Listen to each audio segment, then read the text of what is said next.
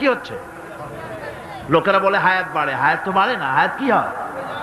জন্মের পরের থেকে আমার জন্য রিজার্ভ আছে যতটুকু, 50 বছর বাঁচবো, 60 বছর বাঁচবো, যতটুকু হায়াত আমার জন্য নির্ধারিত করা আছে, নির্ধারণ করা আছে, প্রতিদিন একদিন একদিন করে কমে যেতেছে।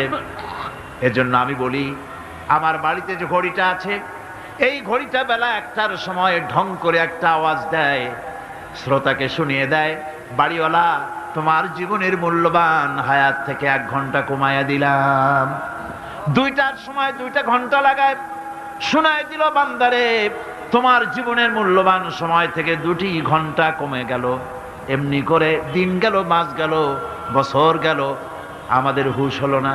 সময় চলে গেল তাস খেলে খেলে, সময় চলে গেল আমাদের খেলাধুলা করে, শয়তানি বদমাশি করে। সময় কতটুকুন পেলাম? কিয়ামতের দিন